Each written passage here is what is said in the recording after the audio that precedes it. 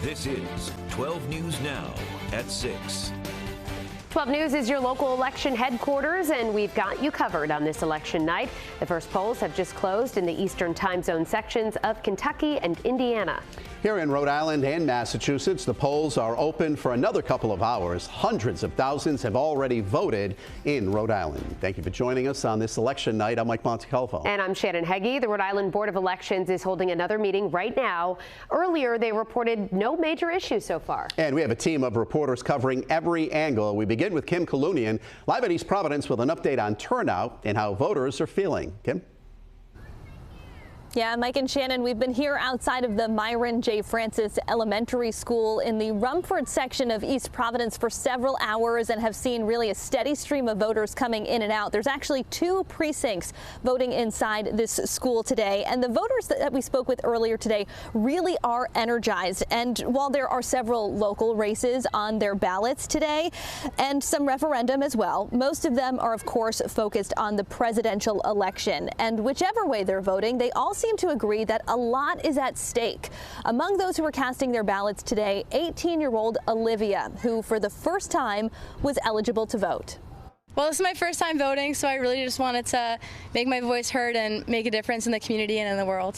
We're the future, so I think it's so important for young people to make our voice heard and make a difference in the world and in the future. Well, I did my research, definitely, and I looked at the elections, I watched the debates, and yeah, that's why I decided.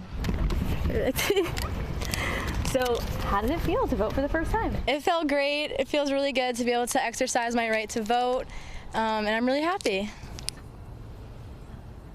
Glad to hear that she did her homework, too. And we just got the latest turnout results from the Secretary of State's office.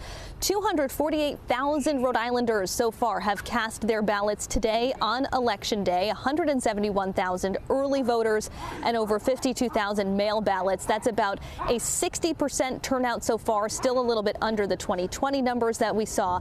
And we heard earlier from the Board of Elections, as you mentioned, Shannon, that they had about 100 technicians out in the field today ready to tackle any issues that might arise. Now, earlier I was asking some of these voters why they chose to vote on Election Day versus voting early, and some of them said it's just force of habit, but others said they wanted to make sure that no issues arose with their candidate of choice before they officially cast their vote. That's it for now. Live in East Providence, we'll send it back to you.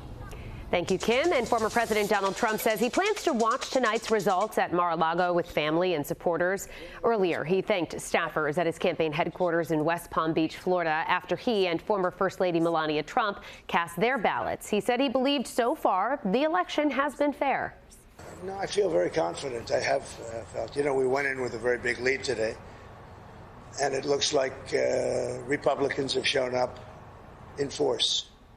Trump's running mate, Senator J.D. Vance, cast his ballot this morning at a church in Cincinnati, Ohio. Vice President Kamala Harris plans to watch tonight's results at her alma mater, Howard University in Washington, D.C.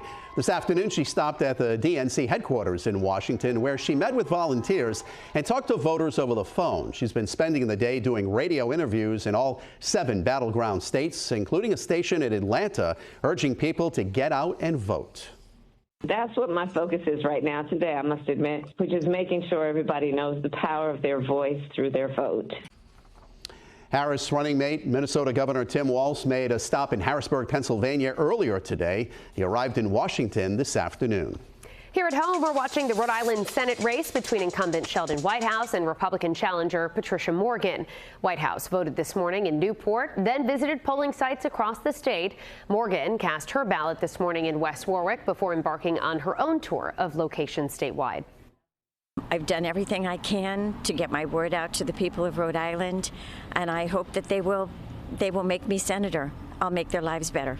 I'm feeling good. I'm feeling very good in Rhode Island. Wherever I've gone, there's been strong turnout and a lot of Democratic voter enthusiasm. We're also watching the U.S. Senate race in Massachusetts. Incumbent Democrat Elizabeth Warren is facing a challenge from Republican John Deaton, who moved from Rhode Island to Massachusetts earlier this year. Warren is seeking a third 6-year term. Voters in a few cities are also deciding today on who will be their next mayor. Sheena Losciuto joins us now live from Warwick with a breakdown of the races. Sheena? Well, we're seeing a lot of that excitement here in Warwick as well. Not only do people get to weigh in on a presidential election this year, but also a lot of local ones too. So we really are seeing that excitement here, especially at the polls. Will Rhode Island have any brand new mayors in office soon? Several zip codes have a mayoral race in this general election. In Cranston, Warwick, Pawtucket, and Woonsocket, the incumbents are facing challengers. Starting in Warwick, these are the mayoral candidates. Democrat Leah Hazelwood was seen taking pictures with established Rhode Island politicians this morning outside of a polling location. I'm relieved.